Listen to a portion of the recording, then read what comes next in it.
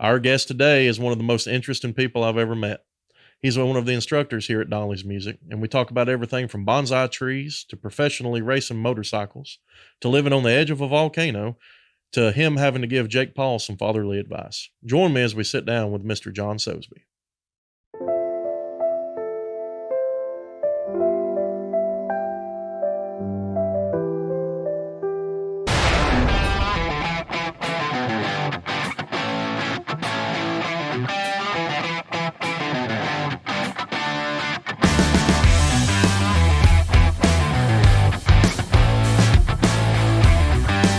Appreciate you coming on, be on our deal here. This podcast. Happy to be here. Happy to be here. This is our second attempt at this.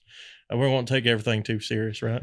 But this podcast we're kind of started. It's an idea I've had for a while, and I'm glad we finally decided to do it because we got some interesting folks that come in. You being the head of the misfits that hang out around here, probably. We do what we can, and we do a lot of sitting around talking anyway. Yes, we do. So we're calling this "Getting in Tune" is the name of this. I think it's a good title. Kind of ties into the music deal, and not just about that. But you're currently a teacher, right, here at Donleys, and you teach general guitar, you do some bass and ukulele, whatever you got to do to make a living. A little bit of everything, right? But you kind of specialize in slide guitar, a very specific style of blues music. Yep. And you do some old time banjo too, right? I do. So what planted the seed to make you want to go in the direction of playing these very strange, specific niche genres of music? Well, I'm a strange and specific person.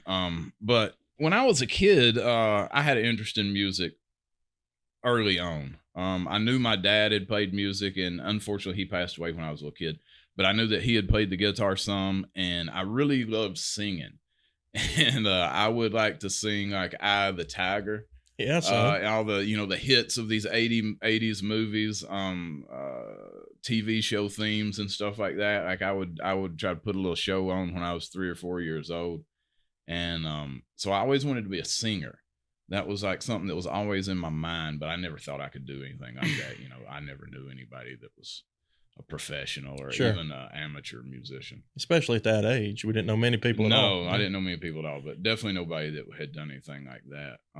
But as the years rolled by, when I got to be, I believe I was 13 years old, and it's a funny instance. It's one of those life-changing seconds, and I saw about 10 seconds of a movie.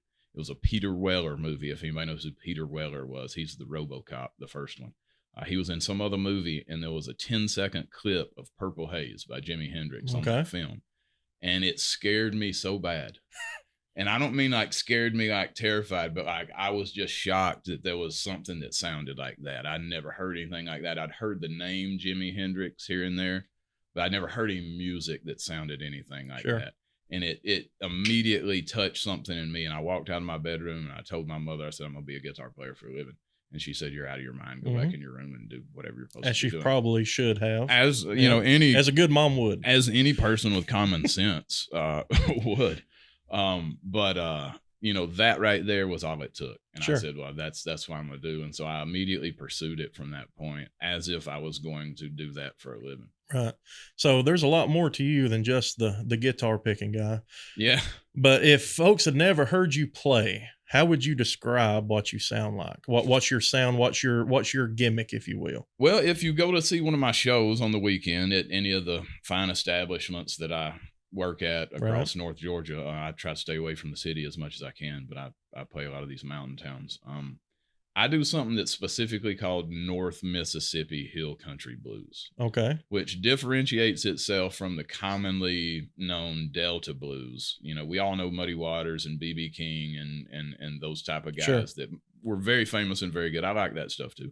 But the guys from northern Mississippi never had the impetus to leave that area when things changed around the turn of the century and in the early teens and 20s. In 30s, when a lot of the guys like Muddy Waters and B.B. King left Mississippi and they went to the northern cities and made a good living.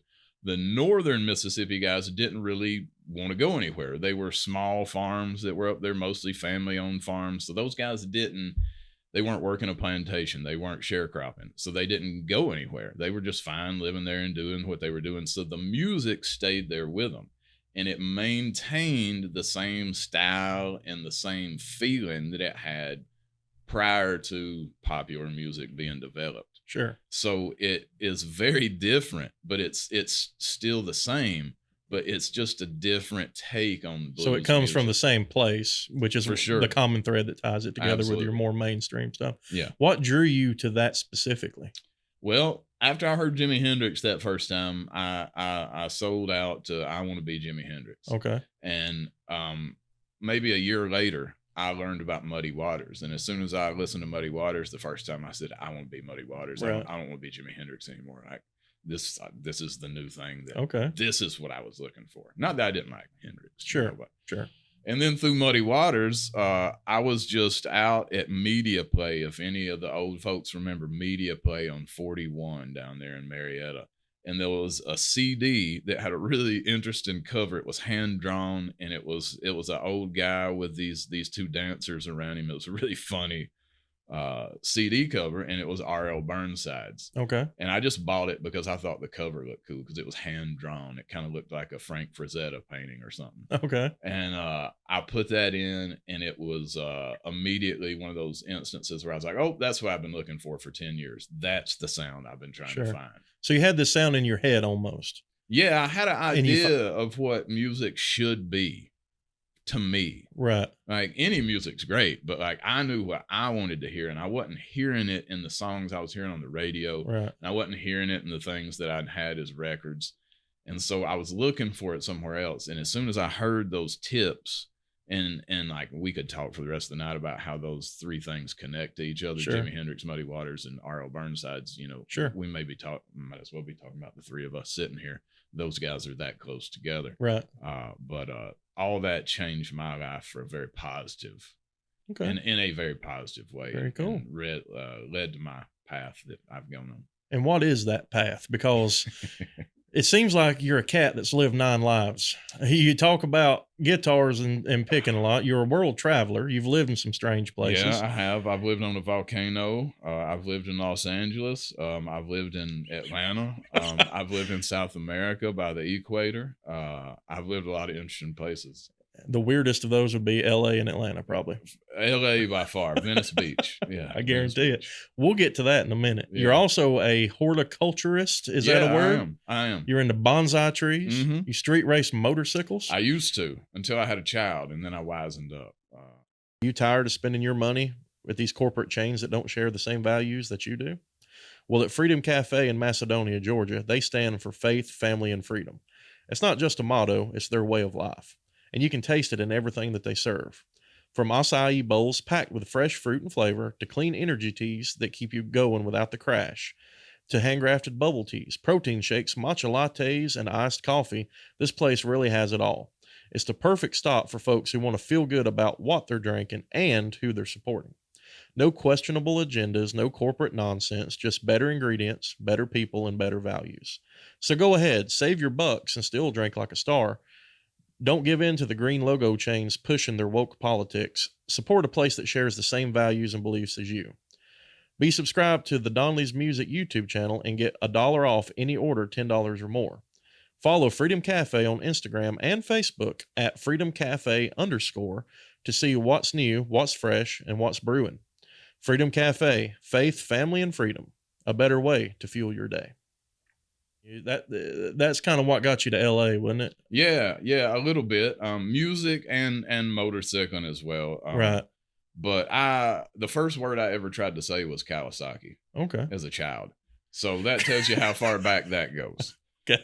That's a rough one now, man. I know, and it didn't come out quite right, but that was the first word I ever tried to say, and I was obsessed with motorcycles from the first time I ever saw one, and that's all I ever wanted to do. As far as, having fun went.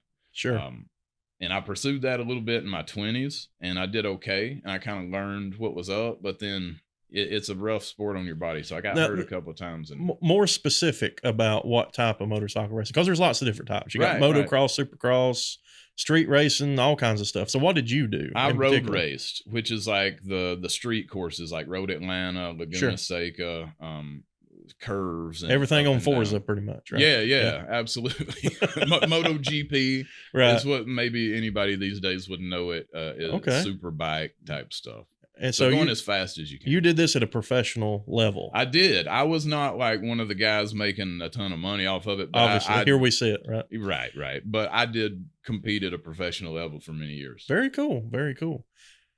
What about the bonsai tree stuff? Come on now. So, like, you know, I don't know.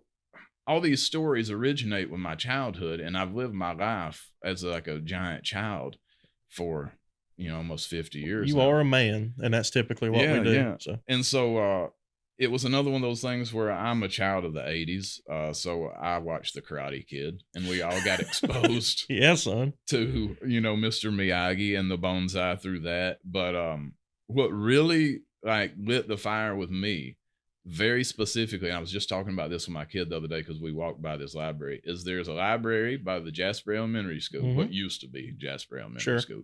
It's a real cool building too. But I remember sitting in there, I think I was 9 years old, and we were just, you know, it's your day to go to the library and pick out a book. Right. And I found this little sunset bonsai book, and that's all it took. Sunset bonsai. I rented that or checked out that book every single time we went to the library for years.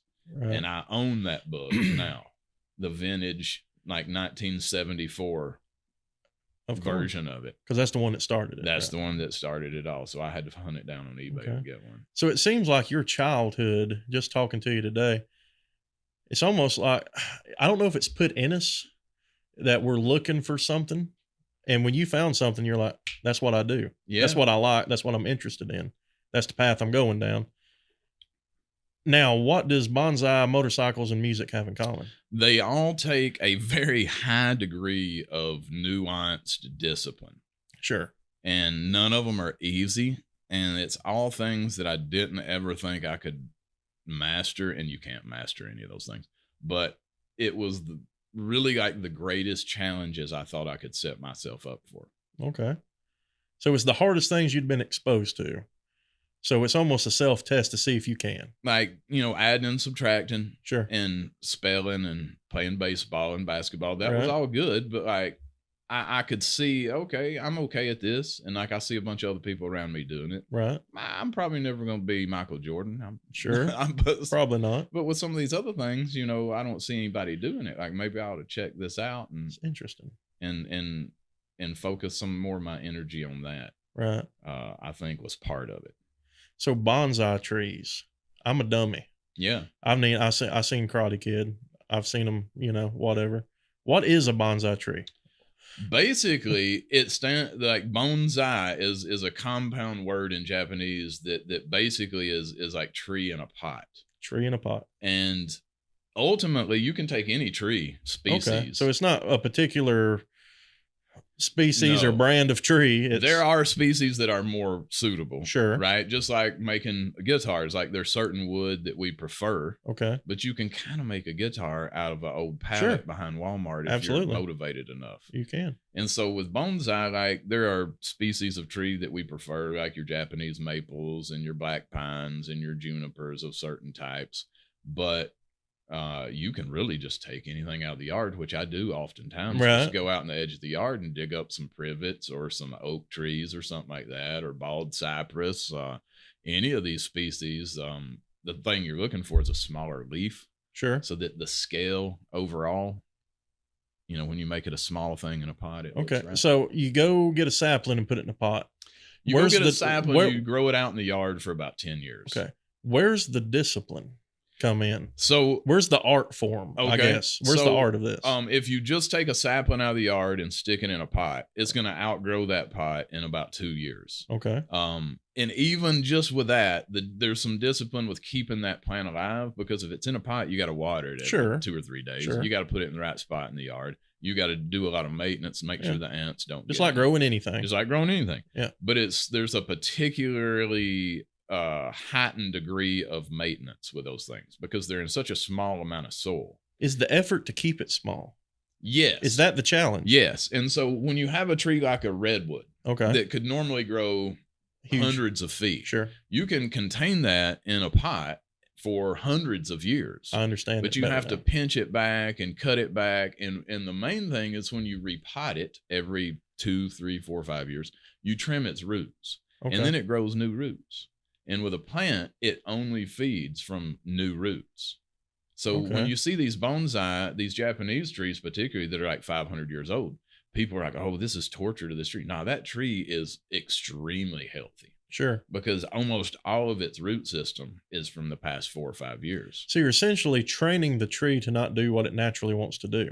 It naturally wants to be bigger. It naturally wants to be bigger because it will get more sunlight that way. Sure. It doesn't mean it's going to be healthier because the tree doesn't understand that it's in a pocket of soil on the side of a cliff. It's going to overgrow that and it may dry out and die. Right. But if we keep it in this pot and treat it very carefully and give it everything that it wants, interesting. It's kind of like a pet. You know, your dog can survive out in the woods, but it's not going to live that long. It's going to be all, unhealthy. Sure. But if you keep it in the house and you take it out and let it run around every once in a while to have fun, it's probably going to live a better life. Probably. However you measure that, right? I'm not a dog in the house I person, am not either. But you know what I'm saying. I do. I also wouldn't just throw one out in the woods and good luck to you. Yeah, good luck to you. That's interesting. I never thought about it. I don't know. I've just heard the term bonsai tree. I thought it was a species of tree. I didn't know it was a form of miniature Oftentimes, house trees. I will just go to Home Depot or Lowe's and buy a landscape plant that's very interesting. Sure. And then over 3 or 4 years, turn it into something that people go, wow, that's a really amazing bonsai tree. Like, where'd you get that? So how many bonsai trees do we have at the Sosebee Casa? Oh, man, I have hundreds. It's a big deal. What's the upkeep and maintenance on hundreds of bonsai trees? Well, like I try to keep them congregated in a few areas so that when I water with a hose, I can get a whole bunch of them at one time. But on a day that it rains, it's nothing. Right. But if it's dry. Is this a daily thing? Oh, yeah. During the summer. Summertime. Summertime. Like right now, we're at the 1st of June. It's getting warm. This is a big time. April to August is a big time for bonsai people. And then you don't do anything in the winter. It's bonsai season, son. It is. Okay. Absolutely. It's like deer hunting season. Okay. Now I can relate a little better. I want a big tree. In the spring. When you're getting your plot ready for your deer hunting, I'm repotting my trees in the spring, and then they grow out in the summertime. Sorry. Easy, killer. I know I'm beating this microphone to death. Easy on the equipment. But yeah, it's just a good educational thing, and it's something to keep you busy and like see long-term results. Constructive to do. Yeah. Okay. All right, folks, mark your calendars because Ridge Jam is back. Join us August 1st and 2nd, 2025 in Blue Ridge, Georgia for the 2nd annual Ridge Jam Bluegrass Festival. It's all taking place at 787 Summit Street. Gates will open at 10 a.m. both days, rain or shine. Bring your chair, bring your crew, and get ready for 2 days jam-packed with real bluegrass music, good food, and lots of family fun. This year's lineup is absolutely stacked. We'll have some of the biggest names in bluegrass music there with us.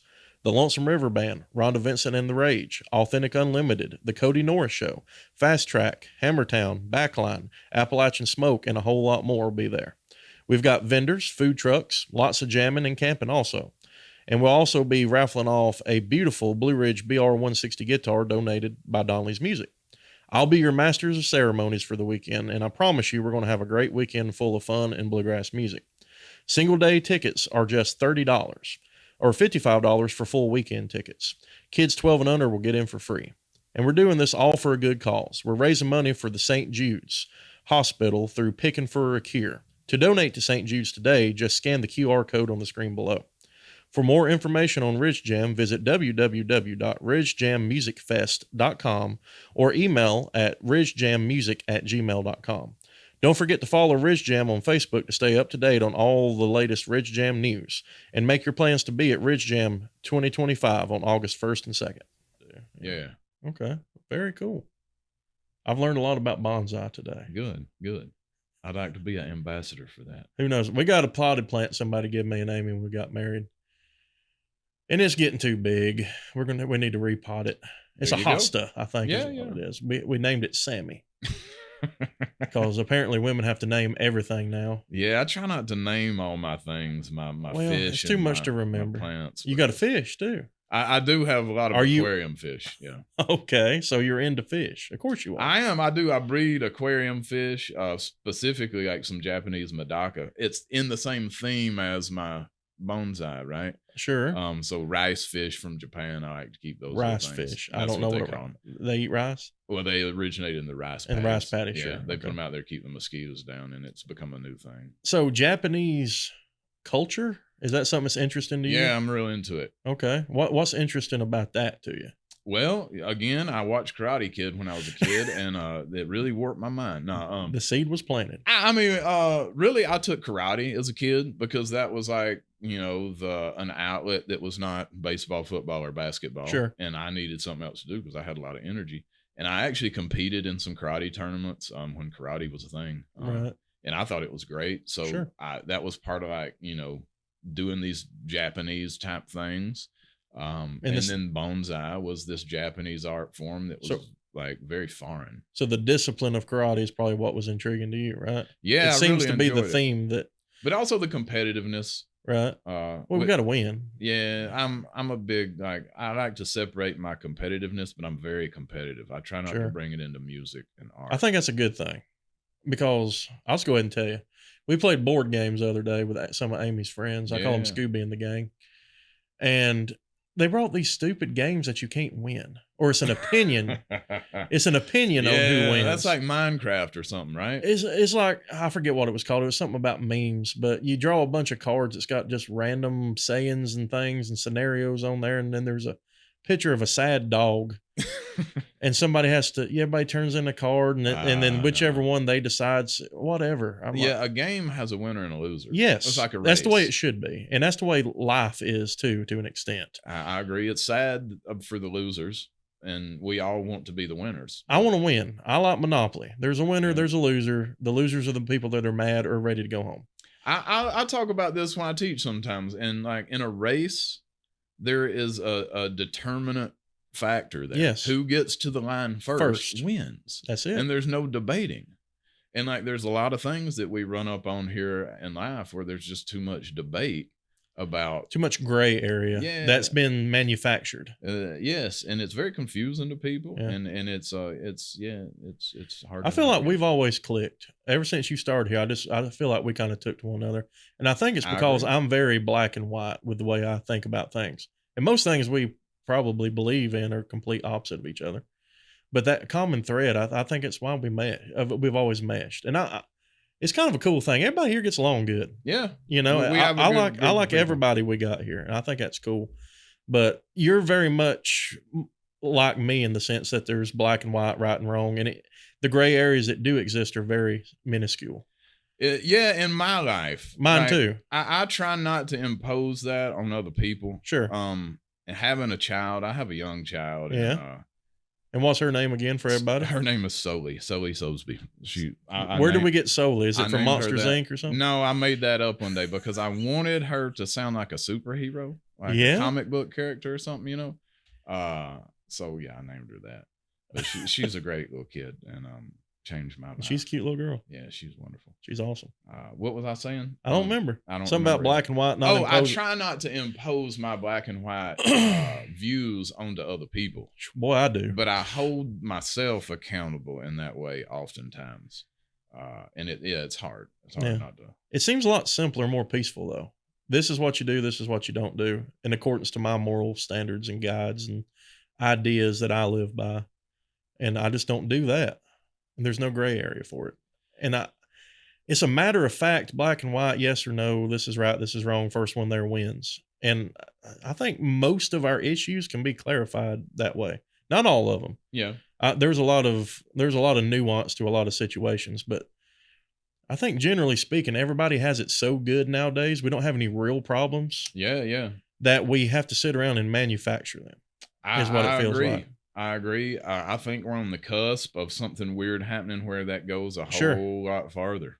Yeah. Because, we talk about technology advancements and the impact that it has on civilization. It's spooky. Fire was a big deal. Yeah. Think about not having fire. And then all of a sudden, you know how to have fire and cook and stay warm. Right. Well, they say that this AI is about to be 100 times more impactful. I believe it too. Than something like that. I believe that 100%. it's a weird time we're living in general. Yeah. It's a weird time because 5-10 years ago, AI, that's from the movies. Yeah, it seemed like something ridiculous. You know, that's something out of a Incredibles movie or something, you know. And now here it is. And, you know, well, we all use it. We're all making it smarter every day. Yeah. Whether we volunteered that information or not. Well, we did volunteer it. We all knew what we were doing. Even if it was very casual, we were all made aware that our information. I don't think everybody knew what it meant, though. They didn't tell us exactly. Yeah. But that's also like, you know, when you're Little Red Riding Hood and the big bad wolf says, won't you come around the corner with me right quick? Like, right. You got to have a little bit of self-awareness. I'm seeing it a lot. And I've seen it for a long time. I think like cell phones in general, the access to information was step one. And now it's like exponentially getting worse or better, depending on how you look at it. Well, I mean, if you really backtrack, that would go back to the printing press, sure, and newspapers and such, and people had the same feelings about that stuff that we're talking about sure. now. I'm sure they do, but this is different. Well, it was a much slower curve because I feel like up until the last, I don't know, 20 years maybe, information was valuable, knowledge was valuable. Yeah, and now it's not because it's readily accessible. And I feel like that's translating to a lot of different things like music in general. Music now sucks. And it's because there's no value. Disagree. There's no value there. Well, there's a lot of factors that go into that, actually. And I don't think that what you just said, some people can take as a negative opinion, but really that's an objective opinion that's held by the majority of professionals. Absolutely. And it's sad, but there's a bunch of reasons why that happened. Mm-hmm. And some of them just boil down to technology making music more stale and cardboard. Absolutely. And when you are on the spot to do something fantastic right now, there's a little bit more like you put a little bit more energy in it. Sure. But I almost view music now as a business card. It's given away. And I think, why would you invest a lot of money in a business card? Because it's going to be given away. So when did that happen? Streaming. Do you think? I think that was a big catalyst to maybe get it going to where we are now. If you want to go see Taylor Swift, you got to spend $10,000. Well, you know, I mean, not that I would. There's a reason because of that. So in my day as a youngster, I went to see Pearl Jam for $32 at Phillips Arena. Right. And that was expensive. And the difference from what I understand is because nobody's buying records. That's 100% the reason. And used to, you would have already bought their record and maybe a t-shirt and a poster. And the business models change. The reason I say the music, I think, is a business card, it's a business card for the show, which is where the money's made now. Right. Used to, the concerts were an advertisement for the album. Man, this is a thing. And I really I'm glad you brought this up because I have a very selfish point to make here. Sure. The show on stage is only an aspect of music, but it is become like Twitter or X, whatever y'all we call it now, where it's like this really small minority is making all the noise. And so with musicians, the giant show is the tiny minority of what music should be in our lives and what it has been historically. It should not be this thing where all it is where hundreds of thousands of people come together to see this one thing happen. Right. It should be a part of like, well, if you were religious back in the day, you heard it every Sunday at church. Sure. If you weren't religious, you went out to the bar on Saturday night and you heard it there. And if you're Baptist, you heard it both places. Discriminating, whatever.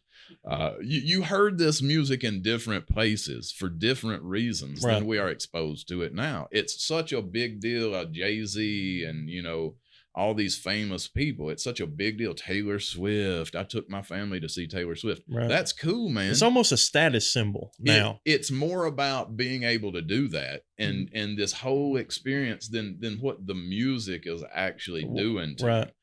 It's the same thing with sports too. I'm a big baseball fan, and I don't want to go I've been to a ton of Braves games, and they've lost most of them. Anyway, I'm bad luck.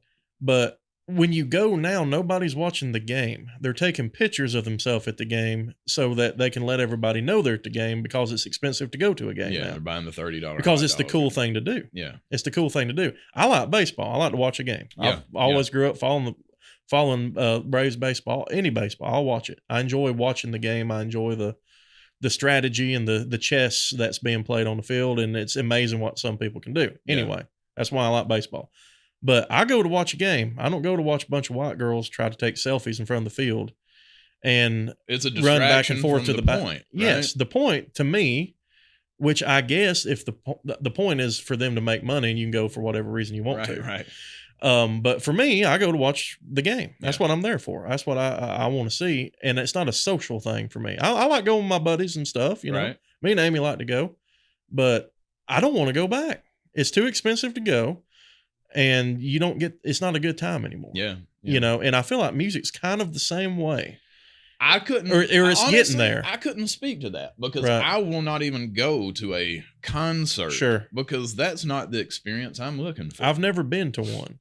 I mean, I come up playing bluegrass, right? So I've been to a lot of bluegrass festivals. Yeah. But what would you call go buy a ticket and drive to a location and pay to park and stand in line to get in, and you know, sit in an uncomfortable seat to listen to an act. So I've never done that. Let me swing this back around to that question you asked me earlier about this weird music that I play on the weekends, right? Unique would be a word. Unique. It's weird to most people. It is. Sure. It is. And what people at one point tried to call it was trance blues, which is not completely inaccurate. How we doing on time? We're fine. Talking too much? No, more the better.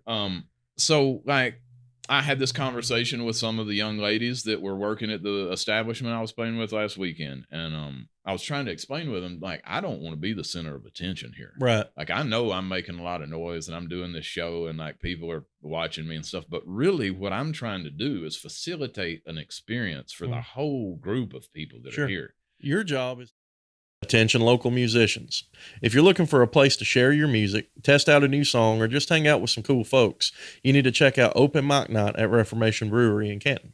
It takes place the fourth Wednesday of every month, and it's hosted by our buddy Kurt Wheeler. You'll get a 10-minute slot to share your original music, cover your favorite song, or play your favorite instrumental. Whether you're a veteran to the stage or looking to just get your feet wet for the very first time, this is the place to do it.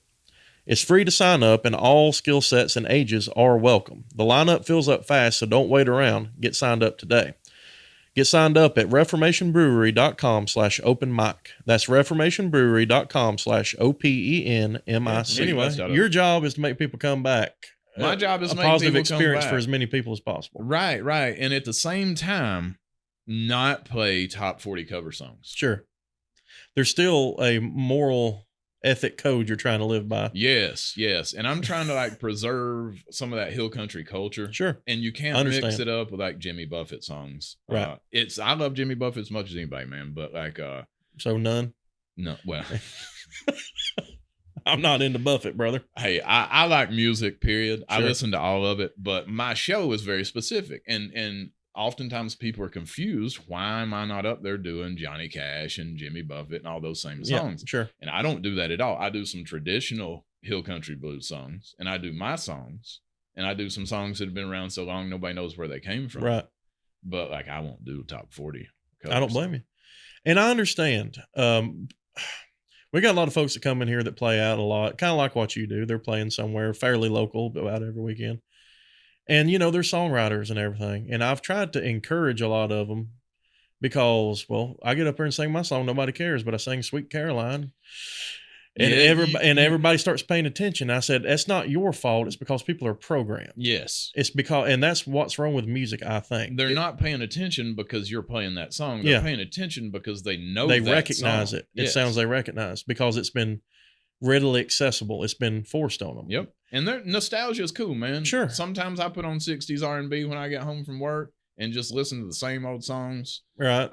You know, who cares? But that's not an experience that that's not going out and like expanding my your skill set. Yeah. Right. I don't know. People have this idea because it's in front of you that it's quality, I think. Because it's on the radio, it's good. Because it's on TV, it's good. Because I heard it a lot, it's good. Yeah. And I don't buy into that at all. I think that's the business model. Put it in front of people and they'll just, because most people don't look at it the same way that people that play music do. They don't look at it with the microscope. It's hard to find another human being that has actually made a living playing music. Sure. I only know a handful of them. Right. And so the impression you and I get from anything that somebody says or asks us or we hear related to music is very different than the person on the street. Right. For good and bad. And so it's a strange place to be in. Everybody's relationship with music is different. That's something I've learned from being here for so long. Yeah, I've heard you say and that. And everybody wants you to share their relationship. I don't listen to music. I just don't. When Dave was around, it was Van Halen Volume 11 all the time. Yep. And that's what or whatever he was listening to that day. He'd listen about anything. But Van Halen's first thing that comes to mind with Dave. And I just enjoy peace and quiet because I've heard it. I've spent most of my life being around it most of the day. So I always tell people if you're a janitor and you clean toilets all day, you don't go home to clean yours for fun. But most people don't understand that. I agree with you. Their hobby is my job. Right. And people can't understand that I don't participate in the world that they do musically. I don't turn on the radio to 101 point whatever and listen to the whatever's on. I don't know. Now see, I do listen to music more than you do. Sure. But at the very same time, I would never do that. Right. Like, because of all the things you just said. Exactly. And because your relationship and mine are closer than the general public. Yes. I study things. And so oftentimes, like, I'll have my family in the car and they'll say, let's listen to some music. I'm like, look, I'm thinking about something right now. Yeah. I'm driving. Yeah. But then there's these other times where I need to hear something to, like, I'm working on a piece of something in my head. Sure. And that helps grease the wheels a little. That helps me get some ideas. I understand. Or, Yeah. I'm kind of, most of my music intake is out of curiosity or research anymore. What's the last record you bought? That's the problem. I recently record like a physical copy that you can hold, or are we talking about like online? The last compilation of people's music that you purchased. I repurchased with my own money all the Bluegrass Album Band albums recently because I didn't have them. And I bought a couple Tony Rice things just to have, and I bought those. But honestly, it was the band Waluska, because I've heard of that band. The only music I've ever bought digitally, was one of their songs, just to help them out because come out. I'll go throw $1 at that. Sure, that's a good thing. I've thrown $1 up a bull's hind end before. Right, right. So the band Waluska is the only song I've ever bought digitally. All right, but you said you bought some Tony Rice stuff recently. As in the past 10 years, That's about as recent as it gets. I don't have a way to play it. I'm genuinely interested. How long ago was that? It's been a while, sure enough. 5 years ago? It's probably been a decade ago. It's 10 years ago. At least. You're only 32 now? I'm 34. 34. Yes, so you were 24 years old the last time you bought some music. Probably. And that's the point. Well, I mean, I'm not criticizing you. Yeah. That's not unusual. It's not. It's really not. That's the last time I can recall. I'm not going to say that was the definitive last time. And don't take it like, hey, folks, I ain't out there buying CDs every right, week. But right. At the same time, once, twice a year, I'll buy a new record. Right, but I don't listen to it, anymore. I don't listen to music very much. So that's not worth my money. Plus, and I'm as guilty of this as anybody, and I hate it. I hate that this is the way it is, but it is the way it is. I can listen to anything I want for you on YouTube for free. Just about. Yeah. And I think that's why music's not valued, because it's free now. That's that business card being given away. So, we're not going to get 90 million views on this video. Maybe not. You never know. But it could be the most popular podcast in Kenton. It's just for fun. Let me explain something to you folks about online streaming. And how much money we're making. Yeah. On Spotify, to make a minimum wage income, at one point, a few years ago, you had to have over 3 million streams a month. Sure. That's a minimum wage income. 3 million streams is a lot. Right. That's a famous person. Yeah. That's like a person that the name of is probably not even getting that many. That's like Tootsie Roll or T Swift or something, right? It's like, that's a big deal, man. Not Tootsie Roll, Jelly Roll. I always say Tootsie. So like the thing to keep in mind when you're online consuming that stuff from certain companies, Spotify being probably the biggest offender. Apple Music's probably Apple one. Music would be one of the worst as well. Mm-hmm. The only saving grace of YouTube is they at least pay more per listen than these other streaming services. And it ain't much more. It's not much, but they are at least paying us something. Sure. And whereas at Spotify, like you may as well just, throw your guitar down the hole. Well, think about it. You can listen to as much music as you want for how much is it a month? $10 maybe? I don't know. I don't. You have to pay for it? I think. Do you? I don't. Do you have to I pay don't for think Spotify? you even pay for it. How much is it, Caleb? $6 a month. I can't buy anything to eat for $6. Yeah, you can't get a hamburger for that. You can't. You can't hardly buy a pack of crackers for $6 and nothing to drink. So it is bizarre, but I'll tell you something that's odd that's happened with that recently is that CDs have come back into popularity over the past 6 months. Cassettes have too in the past year. But cassettes have a lifespan and CDs don't. They will wear out. Yeah, a cassette, like you're only going to listen to it a few times. It's like a record. Yeah, people don't realize vinyl wears out. Man. Sure, it wears absolutely. out fast. I've wore some out trying to learn how to play a banjo. Yeah. And so CDs have come back, but I think, when they say the CDs are back, they're talking about like 0.02% of the population is buying them. Spotify is only $11.49. But that's only to get it without ads. You can just listen to it for free without ads. I did not know that. So if you're willing to sit through a 30-second Blue Chew commercial. Yep, you can listen to it and if they're listening, we might not necessarily need it, but, y'all could throw us some money, You know what I'm saying? It's just a strange thing, man. I'm not criticizing anybody for listening to music. Like, go listen to music. It's great. But at the same time, it has become devalued. It's very bizarre. It is. The world that we're living in. If you had told me 20 years ago that this is the situation where, like, I'm still going to be making the same amount of money playing at the same nightclub on the same night, like 20 years later. People have been giving guitar lessons for $20 for 40 years. Yeah. And we don't charge much more now. We really don't. Yeah. I mean, because you can't. Because your knowledge isn't as valuable. Because I can go to YouTube. The YouTube kids that we get and teach. So that's another funny thing, man. I think like I go home and think about my performance with my students during the day. I think about the things I said to them and like, could I have said something a little bit better to make this person have a little bit better experience? Like, could they have learned it if I phrased it different? And I watch videos on YouTube occasionally. Sure. Just a random guitar person. Sure. Like, I don't care what they really have to say about the guitar. I just want to see how they're doing it is than me. Right.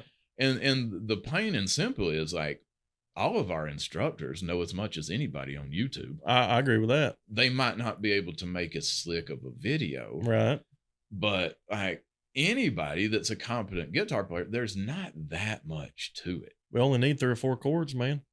Most of it, the basics, it's very simple. Then there becomes a thing where what you really want is somebody to kind of coach you through these basics. Right. Because most people, they have the intellect to figure this stuff out with a book, right? If they really wanted to. If they wanted to. But what we can do is kind of give them that turbocharged next level. I think for most people that are determined to learn, it's an accountability thing. Yeah. I think I'm paying for it, so I better do it. There's a huge element of that because that's why a personal trainer makes a living. Yes. It's an accountability thing. And then you get the people that are going to buy their way into playing. Well, I'm paying for it, so I'm going to learn. Yeah. And I went and bought a nice Les Paul or a nice Martin guitar, so that's going to make me learn quicker. That's not necessarily the case. No. But then you get the people, and I mean, I'm no different. I use YouTube for stuff to figure things out. Sure. And if I'd had it when I was first starting out, there ain't no telling what I'd be able to do. Yeah, it's a great resource. It's a great resource if you know what you're looking at. Yeah. Is what I believe, because I think the main benefit we have that separates us from the YouTube teacher in general is the feedback. In real time, I can say, no, don't do that. Do this. Put your finger here. Now listen to the difference here. There's the feedback. Because during the whole COVID thing, I had to do some online teaching. Online teaching's tough, man. It sucks because of the delay. Yeah. You can't play anything in time. You can't do that. I figured out some workworkarounds Sure. just because I needed to make some money. Sure. And Well, during the you COVID do the thing, best we you did what can. we had to do, right? I came and taught taught the people that would come here, Right, and I made it I wore somehow. a mask. I didn't. I've never put a mask on. Hey, I put a mask on when I was trick or treating one time. I had a newborn kid. I had to do what I had to do. Well, and everybody didn't know what was going on, but Sure. I told everybody, if you put that mask on and you can smell my flatulence, then I think COVID's getting through there too. We had to all know. Sure. Everybody had to know. Everybody was an expert on everything too. Yeah. But we all, deep down, we all knew how But foolish it was. the feedback that they get, I think, is what separates us. And I think it all adds up to something, but there's also a relationship and a rapport you build with whoever you're studying with too. I've got students been with me for 10 years, 12 years. Yeah, absolutely. Probably close to that. Yeah. I've seen them from middle school to married and got kids and stuff like that. I mean, it's cool. And, I want them, well, if you can teach so good, why are they taking lessons for so long? I get that a lot. Well, I'm not making them. Yeah. So they're getting something out of it, they feel like. Also, you are on a level that's unachievable by almost every human on the face of the earth. I don't know if people understand how good at playing the guitar and the banjo and the mandolin you are. Not really. But you're one of the best people there ever has been to touch some of those I don't know about all that. I know a lot of people put me to shame big time. So, but in the grand scheme of people that's lived, well, I'm in a small around percentage. Here, sure. You're one of the best there is. But people have different varying levels of talent.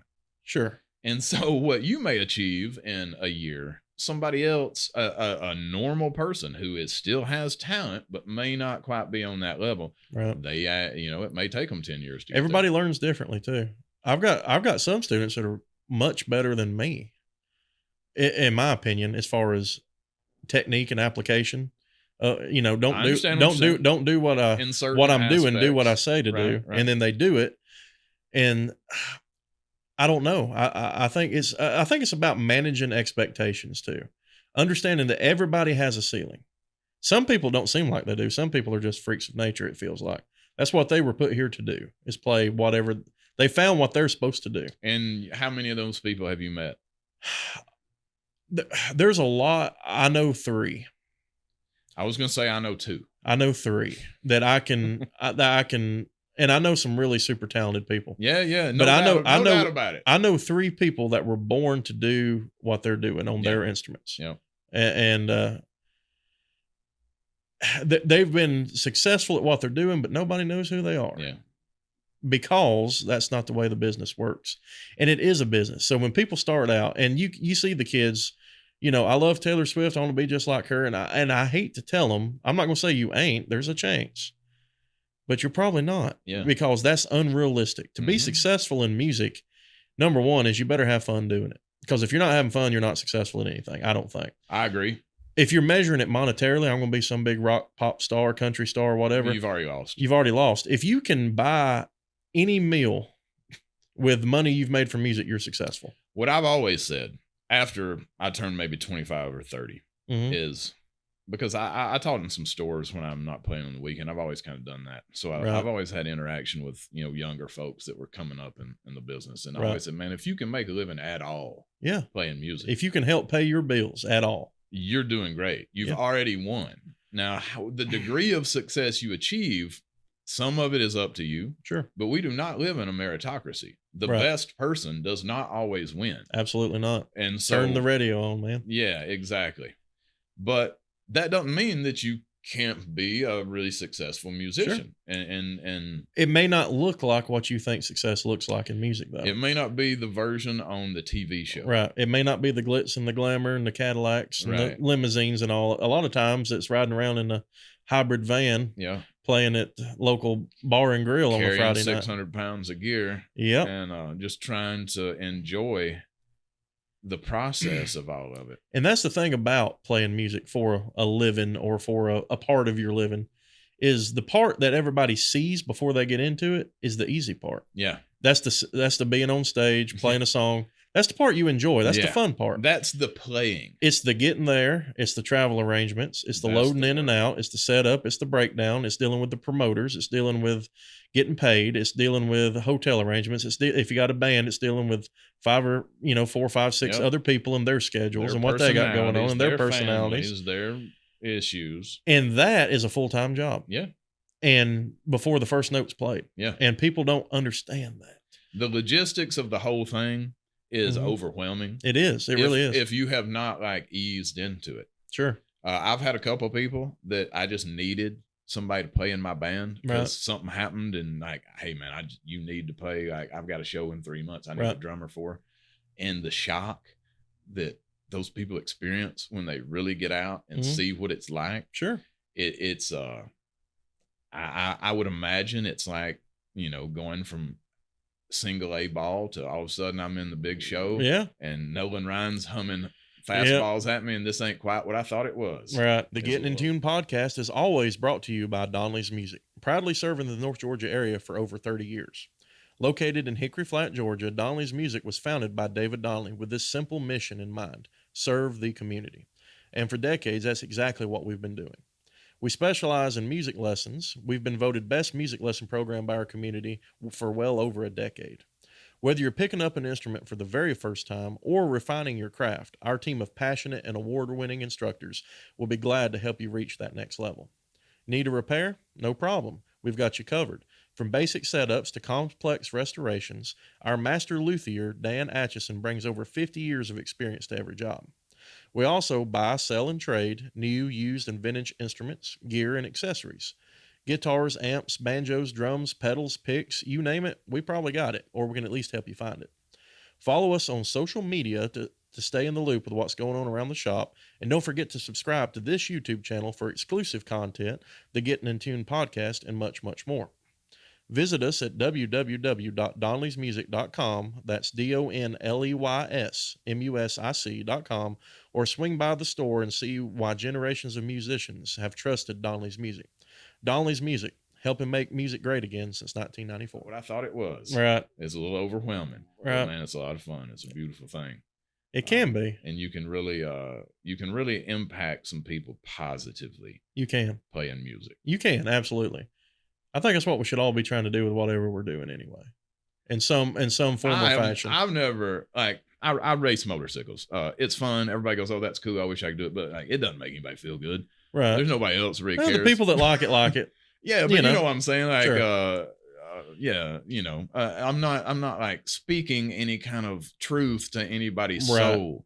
But there's been experiences I've had, many experiences where, you're playing for somebody in any kind of format, middle of the day in a festival, late at night in a bar, and you can connect with people in a very special way that is very meaningful to those people. Right. And it's meaningful to me, even though I don't even know who these people are. It's because the things that you're playing is the sounds you hear in your head. Yes. And if somebody enjoys that, it's a connection to you because they appreciate your thoughts. It's what I think. Communication. Sure. And I talk to my students all the time, like, we are communicating. I don't know what in the world I'm saying to you right now, but I'm saying something. And it's hitting you in a certain way. And that's what real music does, regardless of the genre. I think it's something that communicates something to you. And I think that goes back to what we were talking about earlier, where new music feels very stale and cardboard to people because it doesn't have that connection. It was written in a cubicle with a formula, with a format, an end goal that is not for you to enjoy this in a meaningful way. It's for you to consume this as a capitalist palm and make money. Yeah. That's exactly what it's about. And that's business. I mean, it is. And I don't begrudge anybody for doing their job. Businessman's got to do what the businessman's got to do. That's it. But there is an imbalance in the music industry that most other artistic industries have not yet encountered in the same way. Well, it's coming with AI. I would be graphic design is done. I'd be enrolling in the tech school if I was an actor right now, just as quick as I could. Right. Because if you're somebody's got a plumb, man. Dude, if you're like a minor part actor who's just getting by, your day's gone. And I used to do voiceover work. Right. I would make a few $1,000s a year doing like little commercials and TV spots and like YouTube videos, just a little minute of oration here and there, and you make a few $100. And like I didn't make a living off of it. Sure. I trained to do that with. Well, you got that cool voice. You got that. I sound like a 12-year-old girl eating cornbread. I mean, I think we both could sell what we got because it's ain't nobody buying what I'm spitting, brother. But like now, that dried up 2 years ago. Right. As soon as AI came along. Why would they need you? They don't. They just need a recording of you, and it'll sound just like you. Well, they can just. What they did with Randy Travis is ridiculous. Have you seen that? I have not seen that. They took some from, and I don't know all the details, so everybody can rip me a new one if they want to. Randy Travis passed away, right? No. Oh, he's just not. He's not doing good. But okay, I thought he was. I think he has some strokes and stuff like that because he got drunk and naked and fought the police once a month. I thought something bad happened to him. Yeah, but he's not able to sing. He's doing good to talk at all. But they took his voice, and I don't know if it was a song they were working on. Caleb might know more than me. A song that they had in the works when everything happened. But AI took his voice, and they pretty much put out a new song or a new album or something like that. So what they did was they took somebody else's voice that was similar to Randy Travis's, and then they layered it on top of his. And kind of altered it a little. Altered it where it would be using AI and stuff like that. Inflections and stuff. And it sounds like Randy Travis singing. And now the lines are blurred. Yeah. Because I like that Terminator movie where Arnold was the newest one where he's all CGI. Like, that's cool. Yeah. But Arnold's also in the movie. Yeah. And like, I don't know, man. It's a weird slippery slope. Yeah. It really is. I don't like the AI stuff getting into artistic things. They rap better songs than us already. Yeah. And sing them better. Yeah. And everything else. It's weird. It is. I got introduced to. I'm such an old man. I live under a rock anyway. But we got introduced to the AI, or Caleb kind of. He's the hip one of the bunch. Young. So Caleb. he showed me this app that makes all these AI songs and stuff, and we played with it and stuff, and it's ridiculous. It's scary. They've not figured a banjo out. No, but they're getting there. They'll get there, maybe. I don't know about the instruments outside of the drums, but the lyrics, and the ability for them to copy somebody's voice, it's ridiculous. It's uncanny. It's ridiculous. Yeah. I'm going to completely change gears and talk about motorcycles again. Let's do it. You mentioned you lived on the edge of a volcano. I did. You didn't ride motorcycles around that, did you? Not really at that time. No. What volcano did you live on? Mount Hood in Oregon. In Oregon. Yeah. Mount Hood is not an active volcano, but like it's rumbling and stuff, And it's active enough for me. Like everybody knows Mount Hood. Yeah, if I've heard of it. You've seen The Shining, because the outdoor shots of the hotel are actually the hotel on top of Mount Hood. Okay, so you lived up that there. Hotel. I lived right under that hotel.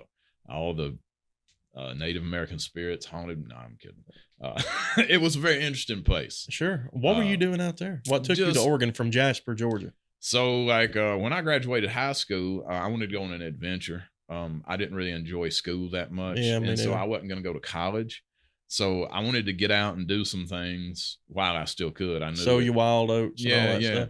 So I moved down to South America. I spent a few months in South America living down there and traveling around and doing some things. And when I came back, I had some friends living in Oregon, living on Mount Hood. They were working as like snowboard instructor people out there. And so I was like, well, that sounds cool. Like, let's go. And so I told my guys I was playing in a band with, like, hey, do y'all want to go out here? And yeah, well, all right, let's go. Right. So you just go and you see what happens. And so we just went out there and lived for a while and played music and, got little jobs doing this and that and the other. And then did a bunch of stuff probably shouldn't have. Honestly, not really. Like, looking back on it, it wasn't that bad. Right. It wasn't that bad. Cool. We didn't get in any trouble and we didn't, there's no permanent marks. Right. I was thinking maybe you might have rode that motorcycle around the volcano or something. Well, my plan was to take a cross-country motorcycle trip, but music, you can't carry a guitar on a motorcycle. It's hard to. Yeah. Hard to. So I wanted to, do a little bit of that. That's cool. L.A. Yeah. You've told me a little bit about a lot of stuff in L.A. It's a weird, crazy place. Yeah, it is, man. You was out there doing some motorcycle work, wasn't you? Well, I initially went out there to work in a recording studio, a mastering studio a little bit. So I did that like as an internship a little bit. and it was very educational. I learned a lot of things. But when that was done with, like, then I was in LA, and now I have to have a job. Like, I don't just have endless amounts of money in LA. Fall back on motorcycling. Right. And so I lived on Venice Beach. I just lucked into this apartment that with a guy that had been there since the 80s. So we had rent control. It was real cheap. I lived right on the beach. It's a crazy place. Like, if you've never been there, it's literally one of the craziest places in the world. Right. But it's very exciting for, a 35-year-old single man. Right. And there was a Harley Davidson shop down the street. And so I just went in there and said, hey guys, I raced motorcycles for years. I worked as a mechanic, on and off, salesperson. What can I do? Right. And they said, well, you talk funny. And I said, yeah. Yeah. I said, I ain't from around here. Exactly. I said, I'm an entertainer. This is what I do, blah, blah, blah. Here's some, you can see me on this TV show or this thing over here. And they said, well, hey, would you like to take over this position of teaching this class for us? And then on the side, like, we do a lot of celebrity stuff. I was like, okay, whatever. So basically what I did was I taught a state sanctioned motorcycle class that you had to take if you get a license in California. Right. Mandatory kind of thing. Mandatory to get your license, which not a bad idea. Probably one of the better things that California government's got going. One of the regulations you might want. Right. If any. But that's not a bad one. But then a lot of the things was me taking these celebrities, one-on-one or with their little group of people and getting them ready for either something in a movie or to take their license. They didn't want to be in a class with a bunch of, regular people. So you do it. Right. And it was very interesting. I didn't care anything about most of the celebrities that I met. Course. I didn't even know who most of them were. Sound like me. Like the guys from Twilight. I've never seen Twilight. Just a bunch of pale freaks. Just a bunch of dudes, just a bunch of guys. And most of them were really cool. Most of my experiences were very positive. Right. Very cool. Because I talk funny, everybody, it was a way to break the ice and kind of once people realize that even though I talk very slow, my brain is not working at the same speed. Yeah. You're smarter than you look and sound. Maybe he's not as foolish as he seems. But no, it was a good time. I lived out there for a long time until COVID came around and everybody lost their mind. And I had to come back home. Yeah. I had to escape. Right. So go ahead and tell me about the Paul boys. Oh, yeah. We were talking about it. I heard there was something bad happened. We need some name recognition for the folks watching. All right. So, name dropping, if you want me to drop some. I worked with some Gracies from the MMA world, jiu-jitsu. I taught some of those guys, had a good experience with them. I'm sure. All those guys I've encountered, not any big names, but all those guys in martial arts and stuff, they seem like they're put together. Very well behaved individuals, like very respectful, very nice and kind. Michael Jackson's kids, I met them, had a great time with them, made friends with them, hung out with them a bunch. That's cool. But we had Jake Paul and his gang of hooligans sign up for our class one day. And this is before I never heard the name Jake Paul. I had no idea. I'm new to it myself. I dig him prime drinks pretty good. Though. Yeah, I mean, and if this y'all are was listening, this might have been 10 years ago, maybe 8 years ago. So I think he was just like fresh off his Disney Channel escapades or whatever he was. And he showed up with 11 of his friends. You have 12 people in a class. And they created such let me think of a diplomatic way to put this. It was such a departure from our normal class running.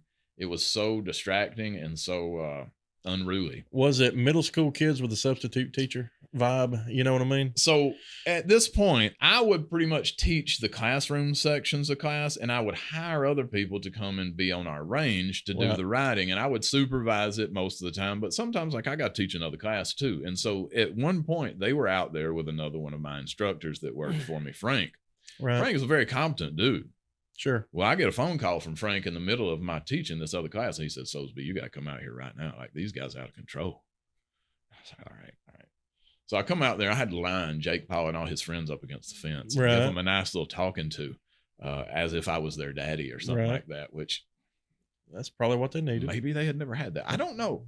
But it was an interesting experience. They calmed down. They settled themselves, got through the class. We all had a good time. But he was one of the more unruly of my I've heard you say about that. But yeah. I said, save it for the podcast. Son. Save it for the podcast. Well, we'll probably have to do another one of these with you because we didn't even get into Johnny Shoots a Lot. Or no, I hadn't even told any good stories yet. Not yet. We'll do this again. This has been pretty fun. So you've got a couple YouTube channels that you've got a little following on, right? Tell us about those quick. I do. You can find my music at Juke House Johnny. That's my performance name. You can find me on YouTube, Juke House Johnny. Here's a few of my records on there. I've got 5 records altogether. Not all of them are available for free on YouTube, but we got to do what we got to do these days, you know. Right, got to do what you got to do. You can find me TV performance still on ETC. If anybody knows ETC's old TV I'm show. on there too, son. Yeah, you can see me and Hallfield both doing our thing on that. That's still on YouTube. I had a very successful firearms channel on YouTube. We didn't even get to that. Yeah, we didn't even talk about that. It's interesting, and then I did some other YouTube stuff with motorcycling. Right. Well, we'll make sure to put the links to all that kind of stuff on there. Social media, keep up with where you're playing, anything you got to talk about. I've got a website that I never update, but you can find out. You can really see me. I update my Facebook pages pretty regular, so you can see where I'm playing for the month. If you just go on to any of my Facebook pages. John Sosebee or Juke House Johnny, either one of those will take you where you want to go. Very cool, man. Well, I got a couple things we're going to do to get out of here. I'm going to try to do this with everybody. Let's do it. This is going to be a rapid fire round. Let's go. Here. Just want you to answer these questions, but the first thing that pops in your mind, get lubed up there. This will be where Caleb will cue the dramatic, dun, dun, dun. Music here. First thing that comes to mind, answer these questions. All right. Number 1, ready, set, go. What's your favorite food? Hamburger. What's your favorite color? Red. Acoustic or electric? Electric. Early bird or night owl? Night owl. Coffee or tea? Tea. How do you like your steak cooked? Medium. Dogs or cats? Dogs. Mountains or beach? Mountains. What's your favorite movie of all time? The Shining. Go-to gas station snack? Don't tell the old lady. Rice Krispie treat. Attaboy. What's your biggest pet peeve? Slow drivers. What's your most used emoji? Smiley face. What's your favorite season of the year? Fall. If you weren't doing what you're doing now, what would you be doing? Probably teaching high school or something. You'd be that guy. What's your favorite day of the week? Sunday. Sweet or salty? Sweet. Is a hot dog a sandwich? No. What's a skill you don't have but wish that you did? Diplomacy. Okay, very good. If you could jam with any musician, living or dead, who would it be? Jimi Hendrix. Okay. And here's the big one. Do you think there's more wheels or windows in the world? I've thought about this question for a long time. Yeah, it gets kind of deep around here, don't it? It's very complicated, and it's very serious, and I think I've settled on windows. You think you've settled on windows? I've settled on windows. All right, very good. Your Mount Rushmore of musicians. Yes. Who are they? Jimi Hendrix, Muddy Waters, R.L. Burnside, Junior Kimbrough. Very good. Very good. Any advice to people wanting to get into playing music? You're watching this, you're interested. What's the advice you would give them? Have a real goal in mind and stick to that goal. If what you want to do is just play at your house casually or with your friends, there's nothing wrong with that, and have that in mind and work towards that. But if you want to be a professional, if you want to get out and play in front of people, there's another obligation you need to think about, and you owe it to yourself and to your audience and to music in general to be the best player you can possibly be. So you need to put the time in. Hone your craft. The effort in, and you need to hold yourself to a higher standard. Very good. Very good. You said you do a lot of voiceovers, right? I used to. Right. Well, let's see if you still got it in you. Why don't you look at that camera out there, tell everybody to like, subscribe, and ring the bell. That's right. So like, subscribe, and ring the bell. Donley's Music here in Canton, Georgia. That's right. We're the best there's ever been. The Gettin in Tune podcast. Now. The Gettin in Tune podcast will take you where you want to go. Son, you can talk to me like that all day if you want to. All right, buddy. We're done. Thanks, Hallfield. Thank you, buddy.